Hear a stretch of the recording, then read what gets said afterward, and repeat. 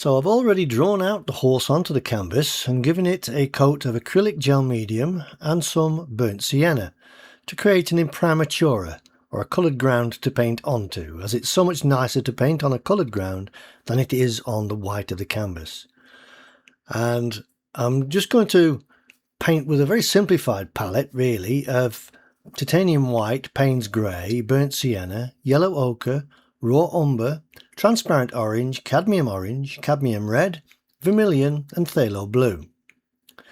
I'm just using a little bit of the Payne's grey now, just with this small round bristle brush, to put in those areas of the outline of the horse basically, because I've covered them up with the paint and I need to establish them again so I don't lose them. And a quick spray of water, a mist spray of water, and then I can start to put in with this 1 inch thick bristle flat brush. I'm going to put in some of those basic colours.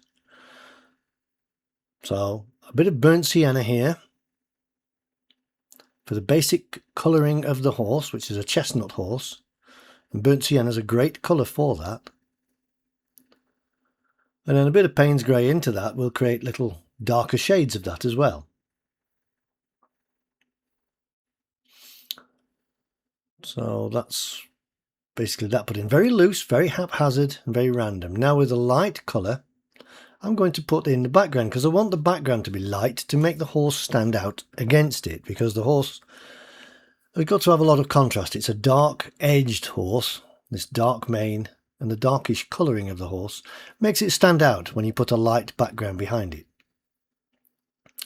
And I'm adding a little bit of phthalo blue and yellow ochre in with that white there, just to give it a little bit of a greenish tone, a greenish or bluey green. Like that, maybe a little bit darker here and there. There's certain areas I want to be lighter, like around the muzzle. Needs to be lighter so that it makes that horse stand out, makes the chin stand out. And then I can add some burnt sienna into white to create some of these little highlight areas.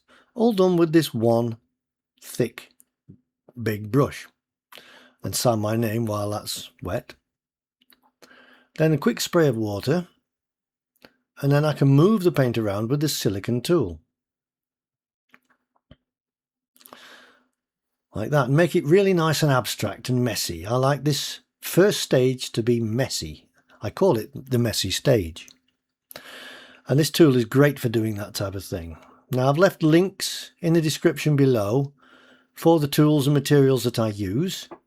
So if you're interested in acquiring them, then if you use those links, you'll be helping to support me and my channel, and it helps me to keep bringing you these videos.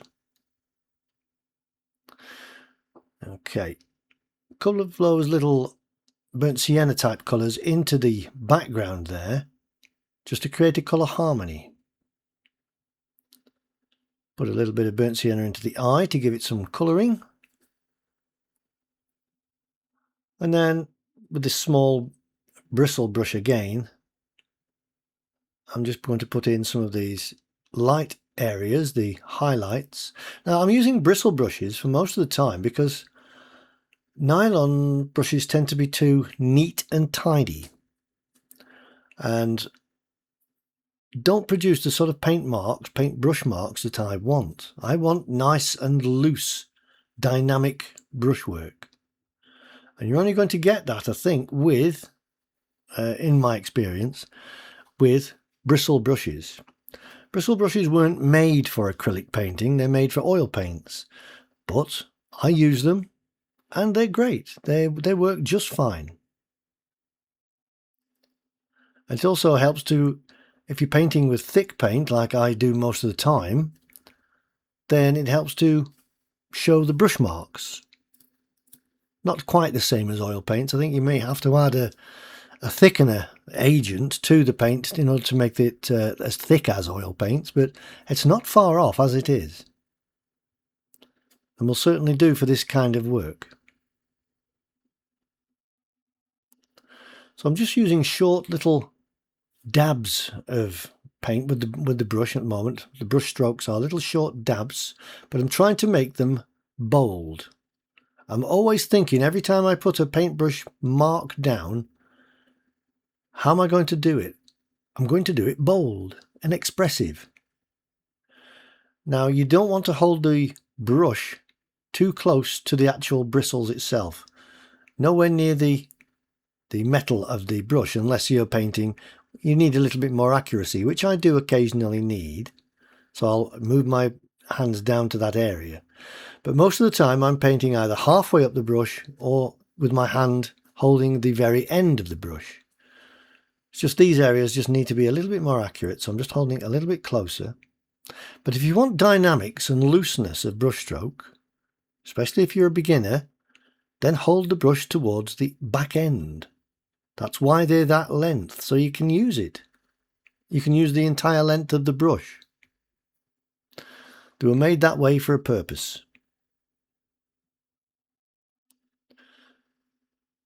So I'm going to use a little bit of white now, and then quick spray of water, mist spray of water again, a little bit of yellow ochre and a bit of raw umber, and then mix some of that white with this tool and apply it. This is the second stage. That first layer has dried. That's the messy stage. So I'm now applying a second messy stage, but it won't be as messy because it's going over the top of another layer of paintbrush marks. So it won't be quite as messy, but it will still have a nice effect to it. I'm just putting a little bit of yellow ochre into that just to make it a little bit more green, to give me the hint of greenery and foliage. But this is abstract, remember. I'm not trying to paint bushes and trees and leaves. I'm not doing all that. I'm letting the viewer's eye do the work. Because that's what Impressionism and abstract is about. Allowing the viewer to create those details in their own mind. Okay, especially if you don't use water with the paint as well, like I'm doing here, painting thick with that light colour. When I'm painting thin with the dark hair like this, then I'll use it quite thin. But most of the time when I'm painting the thick colour, the lighter colours, the bold colours, then I'll be using thick paint. And it's basically straight from the tube. So I want to get a little bit more loose with these brush strokes and a bit more refined at the same time. So that's giving me the contrast I need now, the dark horse against the light background. And I'm going to use a little bit of the blue colours that I've got in there, perhaps a little bit of burnt sienna added into that just to tone it down a little bit, into the mane and into other parts of the horse to create a harmony of colour for the entire painting. So put background colours into your subject and put some of the subject colours into the background to create that harmony. It always works. It's just knowing where to put those colours. And you can see I paint rather quickly. I mean, this is sped up, I know, but I do still paint very quickly. So a lot of the time the paint is wet that I'm painting over the top of. And a lot of people struggle to paint with acrylics because they dry too quickly. Well, there's two things you can do. You can paint more quickly, learn to paint more quickly, which is a lot more fun, and also keep the paint damp by every now and again giving the entire painting a little mist spray of water, just to make it damp, not to make it wet, just to make the thing damp so that the paint doesn't dry out. And if you're like me, if you've ever tried painting in a damp atmosphere, I was painting inside a tent once, a big marquee, on a wet drizzly day, and with acrylics, and they never dried. Within 4 hours, they didn't dry because the atmosphere was so wet.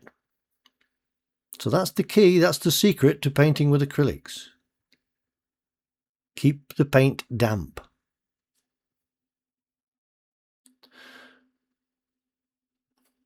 You'll find it an awful lot easier if you do. And also painting quickly, as I said, it just makes painting a bit more of a joy, because you haven't got time to think and fiddle about with details and small brushes. Just paint big and bold. Get in and get out. That's the idea. Okay, I'm just going to a smaller brush because I'm just refining some of these areas now, because I've done the messy layer, the first stage. I've done another layer over the top of that. And now I'm sort of qualifying it with some smaller brushwork. I want to start putting in a few little details here and there. So, for instance, a couple of little hairs on the fringe and the mane. And I've got to do the eye yet as well. Make sure this light is correct on the nose there. And it's hitting the right parts. Like that. Yeah, now I'm going to put a little dot in the eye so I know where the highlight is and I know where the eye is. Then I can I'll do a little bit more work on the mouth area, like that, just to give me a little bit more, a hint of what's going on there. A little bit of warmth into the eye colour there. And every eye lies within a socket, and the socket has an upper and lower eyelid on most creatures. So when you're painting eyes, you must know where those areas are, the upper and lower eyelid, and they have highlight areas and shadow areas, and I'll put those in a moment. But I'll just put in a few of these little very loose brushwork lights here and there, just little dots of light I'm putting in. I love doing this stage. And some little very broad and bold lighter brushwork now on the lighter coloured areas. It's very thick paint I'm using now. And you can see the brushwork and the bristle marks. Now I'm going to put those areas of the lids in, just subtly. A couple of little highlights there, but very, very subtle. But it just picks that eye out now and makes it look a little bit more real. And I've got to adjust the background colour around that muzzle, around its nose and chin. I just need to work on that a little bit. I'll just put a few of these strands of hair in once again, first and foremost. Get those done. I don't want to go too mad with this. I don't want to do too much detail. So it's knowing when to stop with that. Just do enough. So a little highlight back in there, back in the nose. And on that fringe, just here and there. And then getting the eye shape correct once again.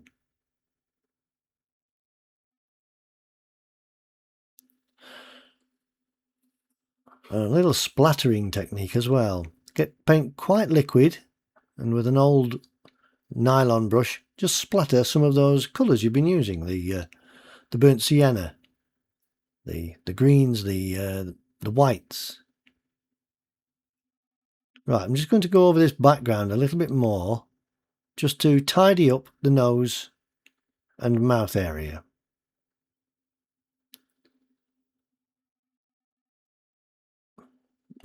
I do tend to skip about. I'm back on the eye again now, but I will go over the entire painting here and there, bit at a time. I don't just stay in one place and finish that off. I tend to skip around the entire painting while I've got one particular colour. That creates the colour harmony I was talking about earlier. So this is the bit I really enjoy now, towards the end of the painting, putting in these little light areas, these little highlights that just zing out at you. I love this bit. Okay, a few little darks and then a few more little details, and then I look around the painting and I think, yeah, that's the painting finished. Hopefully I will see you on my next painting video, so until then, have a lovely day and happy painting!